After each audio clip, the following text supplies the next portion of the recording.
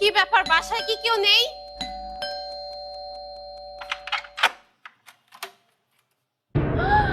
খালামণি তুমি?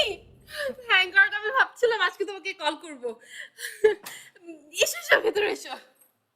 মা, মা দেখো খালামণি এসেছে, তাড়াতাড়ি আসো। আরে আপা, কেমন আছো? সবকিছু ঠিকঠাক আছে তো? হ্যাঁ, সব ঠিকই আছে।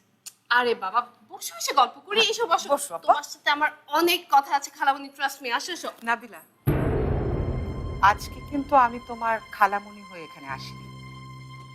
আমি এসেছি বরপক্ষ হয়ে। তোমার বিয়ের প্রস্তাব।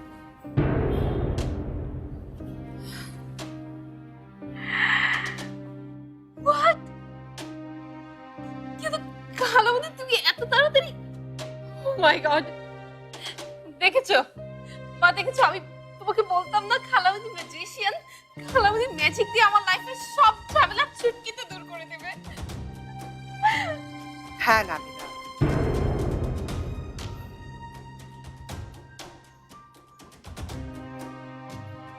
এখন আমার, তোমার, ফারহান, শাকিলের জীবনে যে ঝামেলাটা চলছে, এটা একটা ম্যাজিক দিয়ে দূর করতে হবে। শাকিলের জীবন মানে এখানে শাকিল এলো কোথা থেকে খালামণি? হ্যাঁ, শাকিলকে দিয়েই তো শেষ চালটা চালতে হবে। আর চালটা চালবে তুমি। শেষজন মানে মানে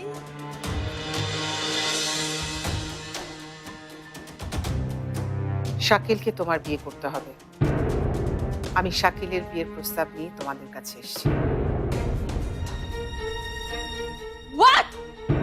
কাম ডাউন নাবিলা, তুমি তো সবকিছু শোনার আগেই এক্সাইটেড হয়ে যাচ্ছ। তুমি একবার শাকিলকে বিয়ে করো, আমি তোমাকে কথা দিচ্ছি, শাকিল আর ঝুমুরের আমি এমন অবস্থা করব, তুমি ওদের কোথাও খুঁজে পাবে না।